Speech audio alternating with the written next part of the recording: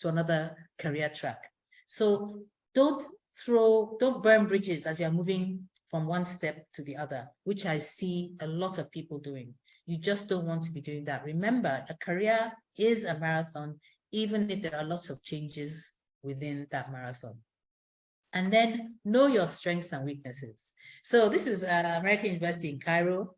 I don't know what the culture is, the Egyptian culture. I was born in Egypt, by the way, so I'm one of you, even though I haven't lived there. But I don't know what the culture is when it comes to growing up and knowing your strengths and your weaknesses. I can tell you in Nigerian culture, you are discouraged from knowing your strengths or touting your strengths. Okay, that's discouraged. You're supposed to be modest. You're supposed to be very community oriented. You're supposed to avoid the evil eye and things like that. So it's where people can discover their strengths very late. What you want to do is you don't want to wait until it happens to you. Okay, deliberately go out, do all kinds of self-assessments to discover what your strengths are. Ask people around you. They can see you clearly. What am I good at? What am I good at? Knowing that what you're good at might not be what you enjoy doing necessarily. Okay, that's a challenge for many people. What they're good at might not be what they enjoy doing, but at least know what you're good at and know what you are not good at. Know what your weaknesses are, because knowing your weaknesses gives you a lot of confidence. And many people don't realize this. If you know that you're weak at something and you're given a task that involves that weakness, you won't waste your time struggling. You will quickly go and find somebody who is great at that task because you know I'm weak there. Or you will communicate, oh, I'm not very good at that, or that's not my strength. Why don't you give it to somebody else? Or that's not my strength.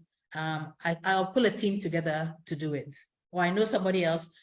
You can confidently say, take on a task because you know it's a strength. You can confidently reject a task because you know it's a weakness. And then you learn to identify the people who are strong in different areas. So knowing your strengths and your weakness can be a real superpower. And then your profile, however you share your profile, has to be updated and it has to be aligned with what you want people to think about you. So definitely take a course in personal branding. Absolutely take a course in personal branding.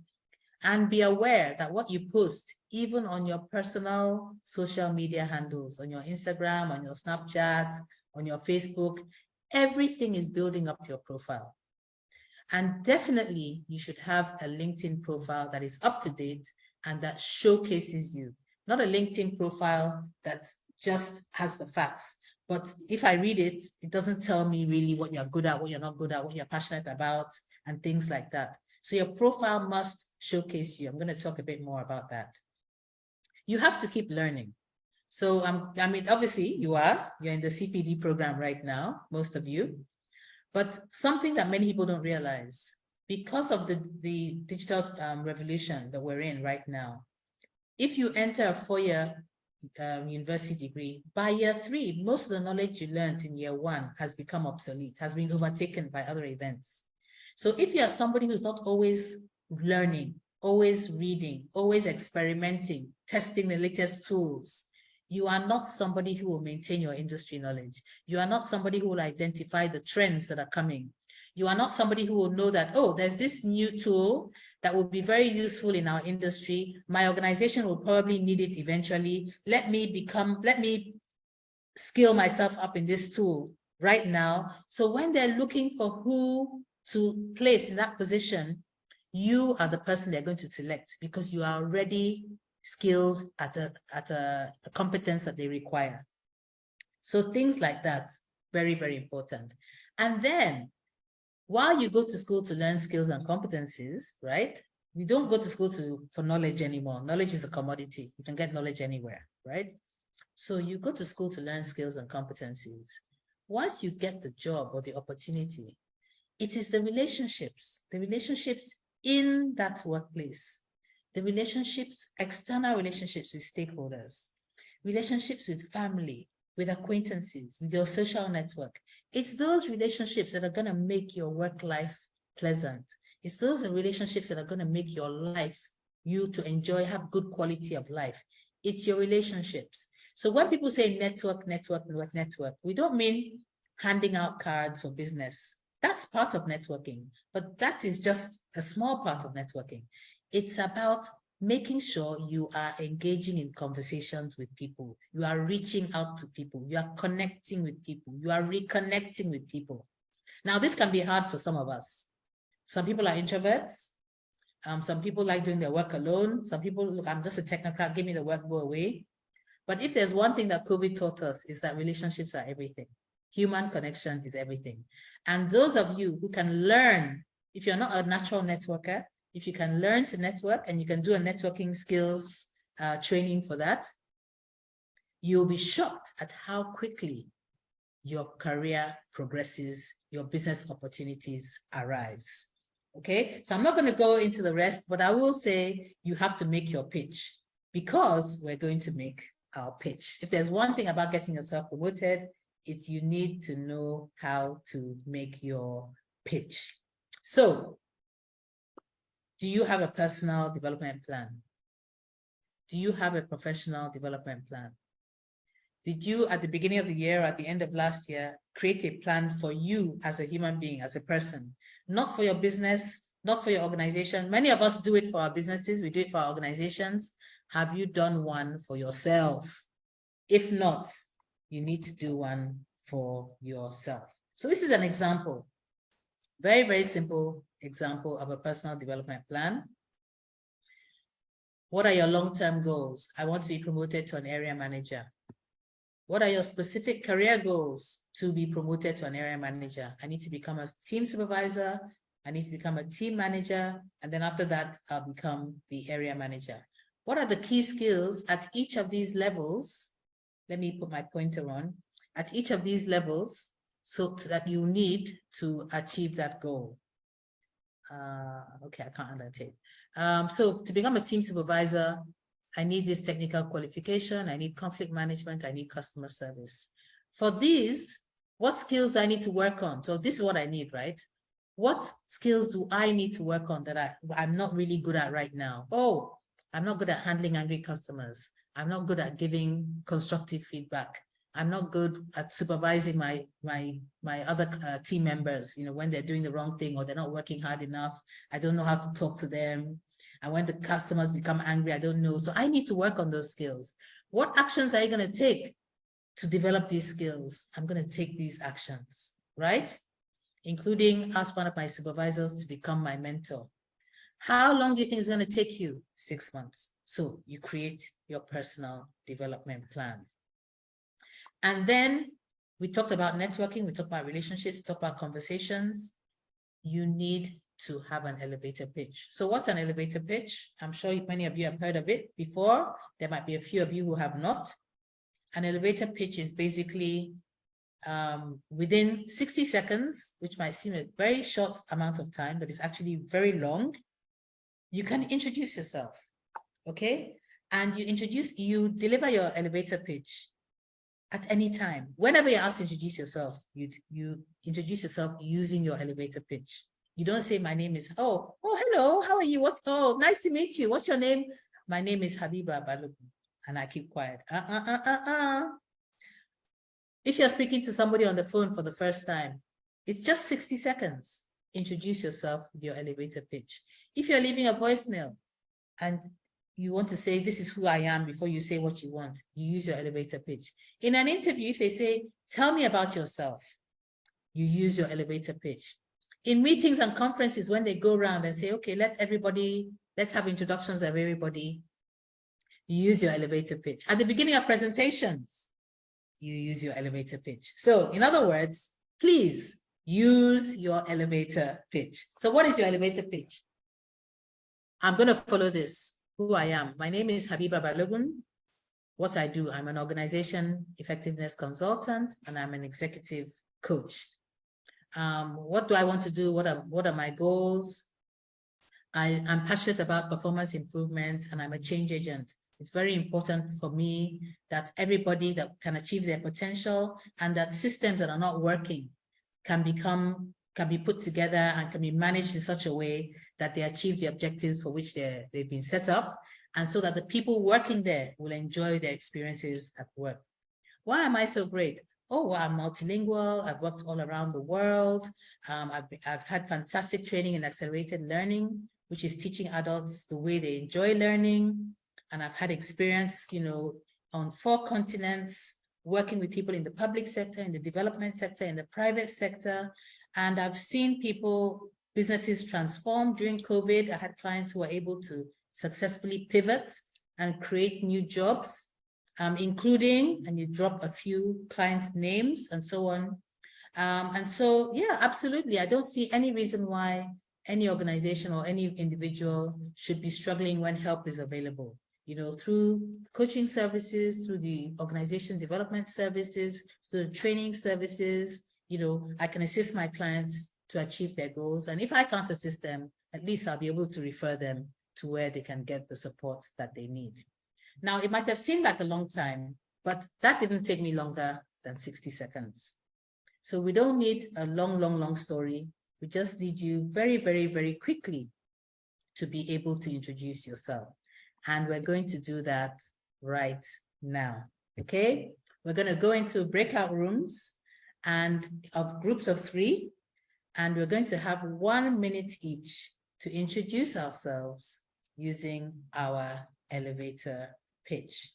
So let me just check how many people. Okay, 15 people. Let me create 5 breakout rooms. And as soon as you get into your breakout room, please, the first person start talking. I'm going to share this slide so you'll be able to see the format. And the first person, immediately introduce yourself using the elevator pitch. The second person in the room, please time them to make sure that they keep it to within 60 seconds. Once the 60 seconds is over, it's over, right? And then move to the next person. We're going to have 5 minutes to do this, just 5 minutes to do this. And so 1 minute, elevator, second person, third person, and I'll leave 2 minutes just for circulation, and then we'll come back, and then I'd love to hear your experience. The important thing about this is make sure that in your elevator pitch, you highlight your impact, your value, and your achievements. This is not boasting, okay? It's not boasting, it is facts, okay? We're just sharing facts about ourselves in terms of the impact we have been able to make. So off we go into our elevator, into our breakout rooms. If you're in a group of 2, just go ahead and share. We have just 5 minutes for this. Off we go.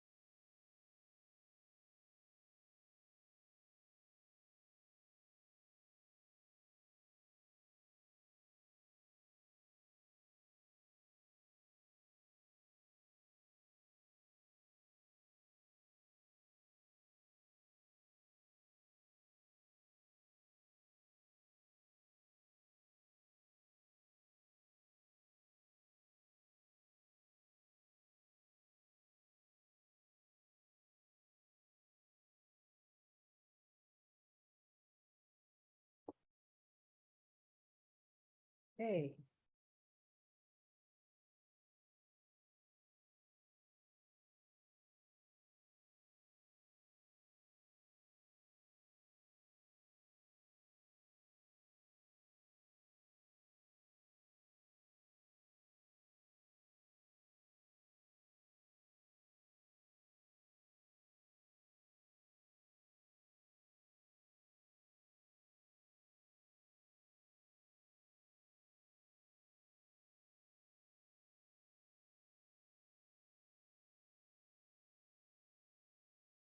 Okay, I think we can close the breakout rooms now.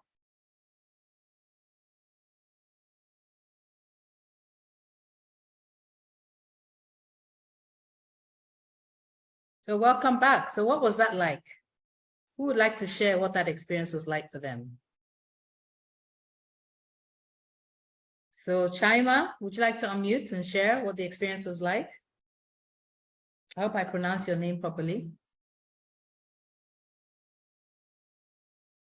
Chaima Taysir.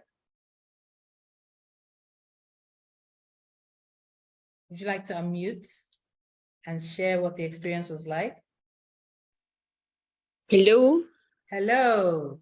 Hi, sorry, but I wasn't able to unmute. Okay. Yeah, actually, it's very, I think, impressive technique of the elevator pitch. It's like to summarize your story in just 2 or 3 sentences. Yeah. Yeah. So for me, I knew already 2 stories right now that was very impressive stories. Okay.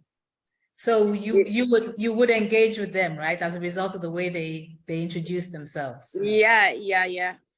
Of course. So how is this different from how you would normally introduce yourself? If you're at the conference and they said everybody introduce yourself, how is this different from how you would normally do it? Look, actually, I'm used to introduce myself with the elevator pitch. Okay, fantastic. So that is what I want to hear. Yes. but it was amazing for me to hear from others. You know, because sometimes it takes time from people to be familiar. Yeah.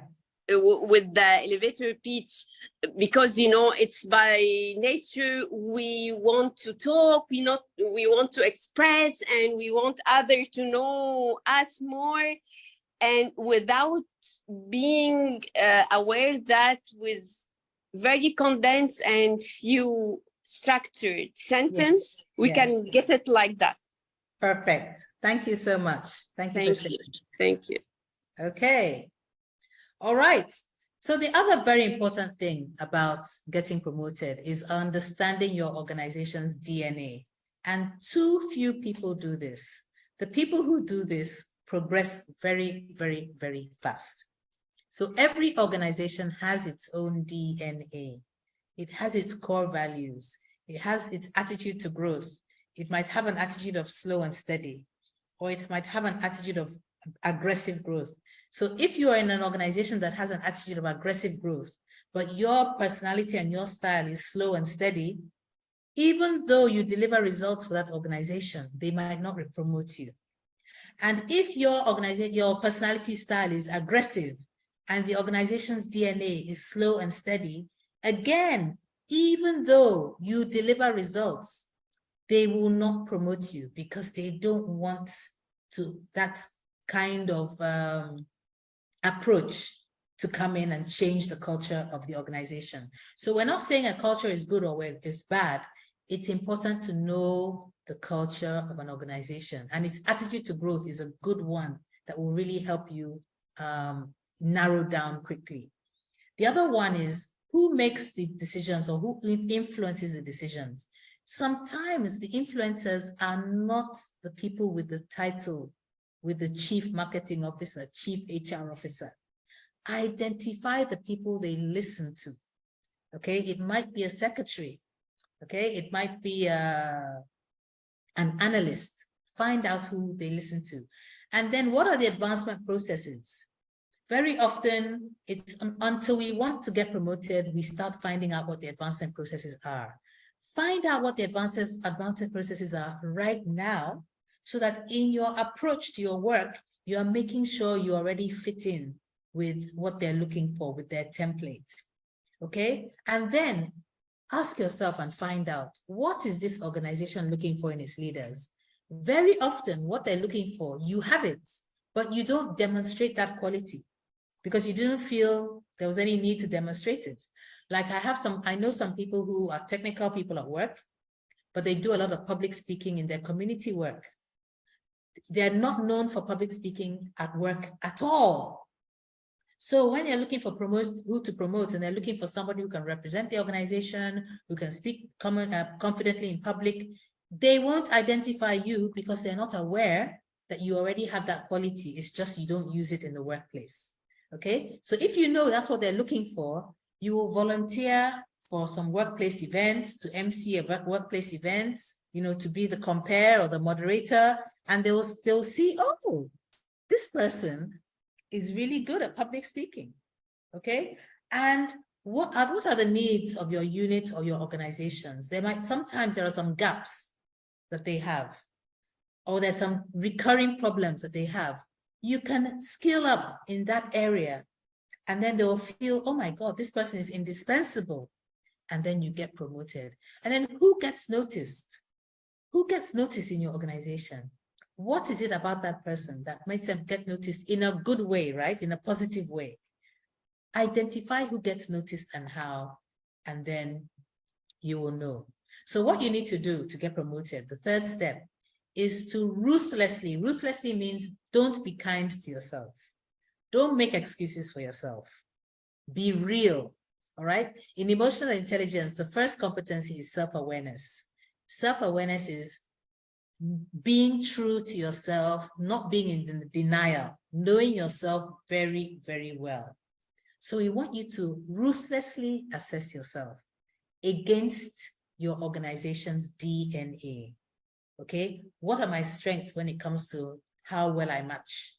What are my weaknesses in terms of how well I match?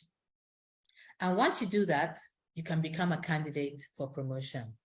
You need to have advocates in your organization. Your work alone will not speak for you. You need to have people who will speak for you and speak about you. And when your name comes up, people who will agree and reinforce that, oh yes, that is a good choice. Who are your advocates? Many people don't know, or they haven't developed any.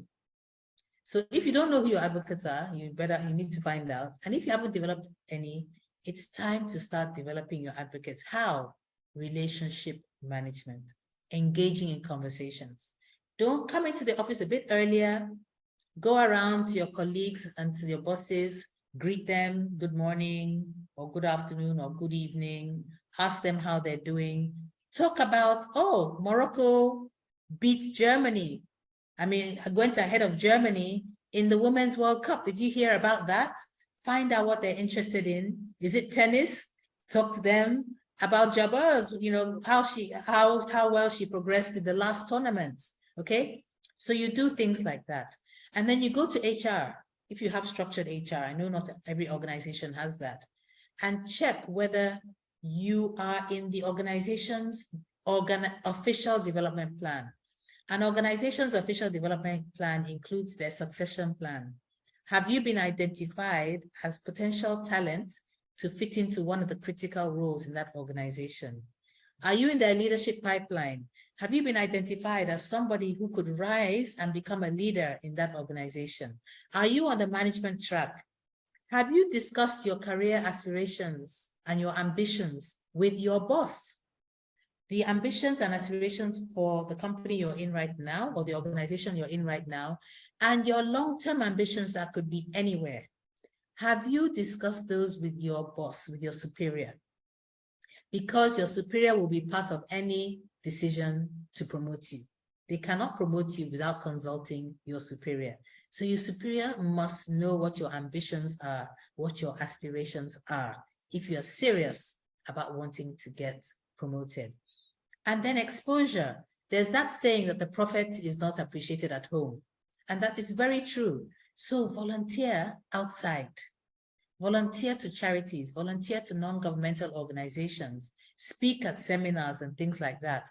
And when your organization sees, wow, other people really value and appreciate this, our member of staff, they will start valuing and appreciating you more as well. And what connections do you have? Some people are connected. They come from well-connected families. That's their advantage. But nothing is stopping you from building your own connections. How? By building positive relationships, not engaging in gossip, not engaging in backbiting, not playing politics in a negative way and things like that. Helping those people you can help. That is how you build connections. And lastly, if you want to get promoted, have you earned the progress? What have you done to deserve a promotion? An organization is a pyramid. Lots of people at the bottom, very few people at the top. At every level, there are fewer and fewer opportunities. Why should you be one